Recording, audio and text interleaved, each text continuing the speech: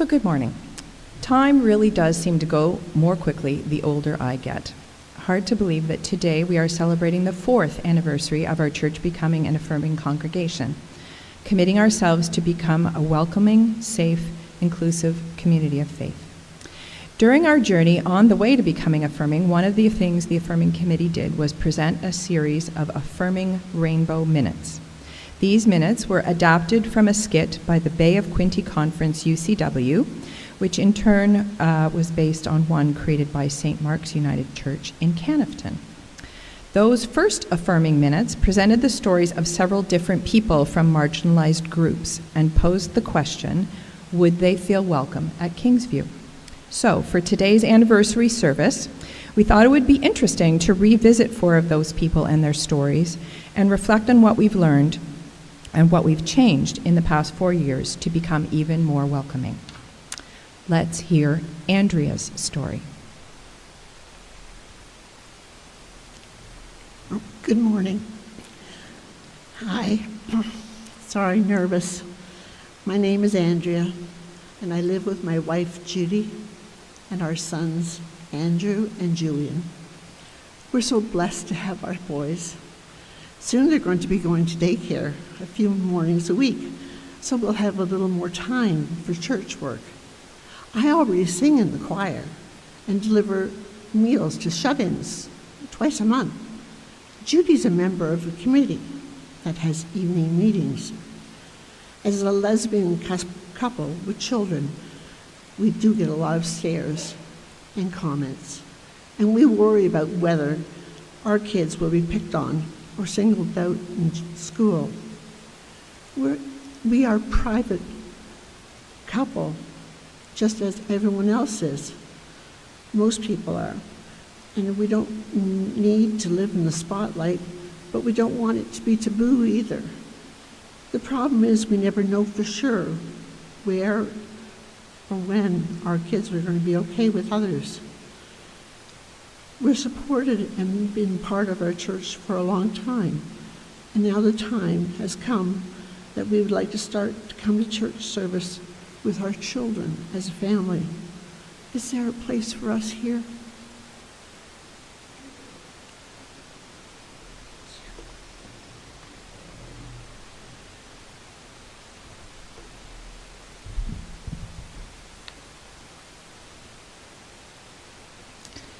We really hope that over the last few years, we've made changes at Kingsview that would make a family like Andrea and Judy and their kids feel welcome and safe.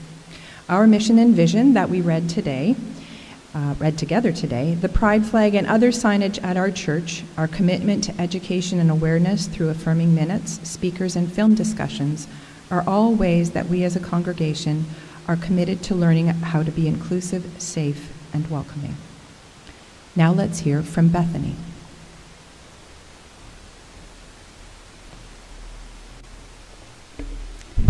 Hi, my name is Bethany. I'm 22 and I have cerebral palsy. I have had a struggle all my life.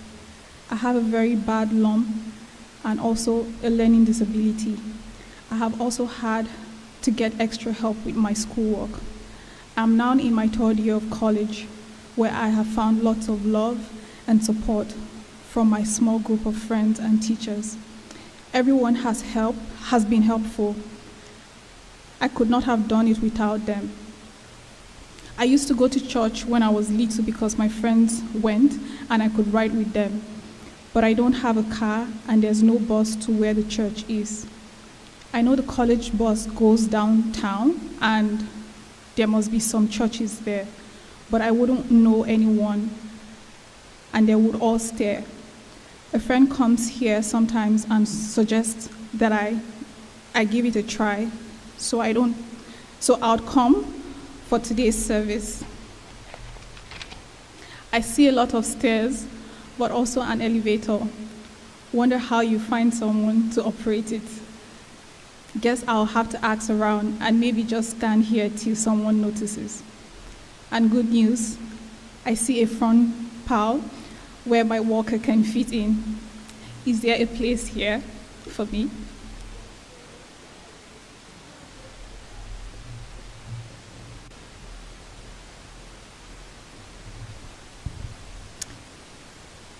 Thanks to all of you, there have been many changes at Kingsview in the past few years that make it easier for someone with mobility challenges to move freely around our building.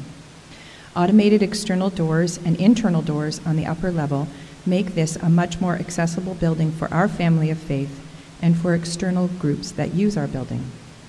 Automated external doors at our gym entrance now make that entrance more accessible too. There is also now a map in the narthex that shows the accessibility features of our building. Now let's hear Kendra's story.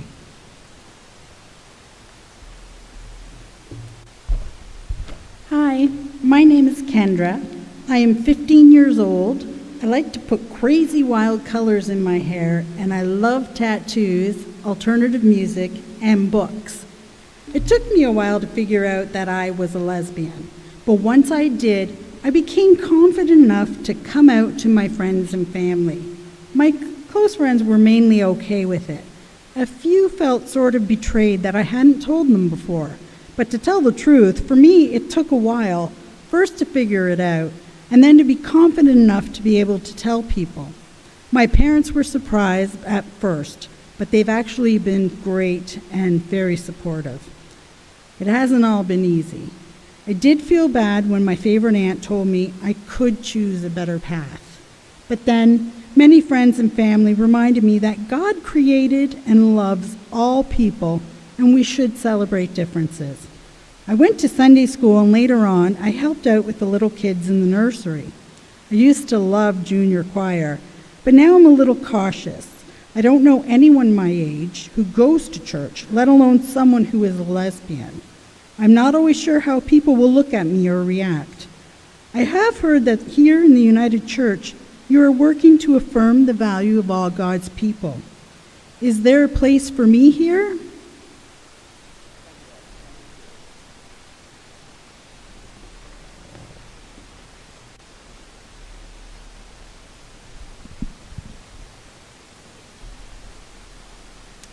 Again, we hope that the signage and symbols we've added to the outside of our church, to our documents, slides, and website, and now to our colorful new signboard, will help send the message to people like Kendra that they will be welcomed and valued in our community of faith. And finally, let's listen to Andrew's story.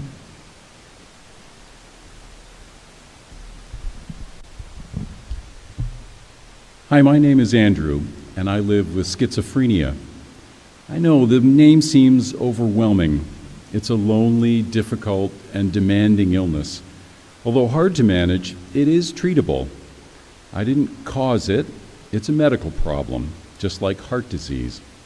Living with this illness takes an incredible amount of work. Even on medications, most people still experience some symptoms which can be onerous and intrusive. You'd never know I was experiencing the symptoms. I've learned to keep them hidden. It's a sort of silent suffering. I insist on working, going to school, writing, and spending time with friends and family. The stigma associated with mental illness stings.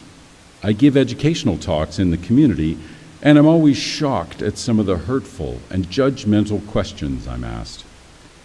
I work at my wellness every day, and I experience pain and exclusion as deeply as a normal person. I've overcome a lot in my life, but I still struggle with my illness, still sometimes ache for love and acceptance. Is there a place for me here?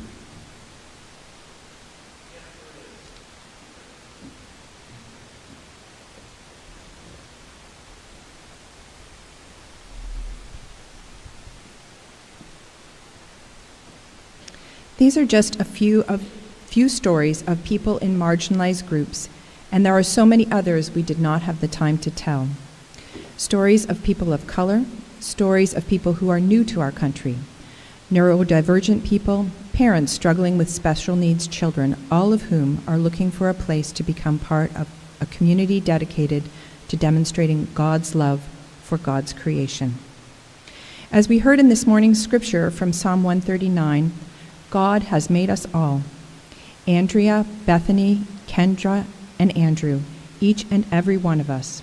We are all different in our appearance, abilities, likes and dislikes, challenges, hopes and desires, and so many other ways.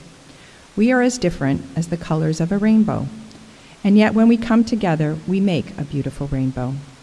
Just as Paul writes in 1 Corinthians, we are all like different parts of a body that work together for the overall well-being and functioning of that whole body.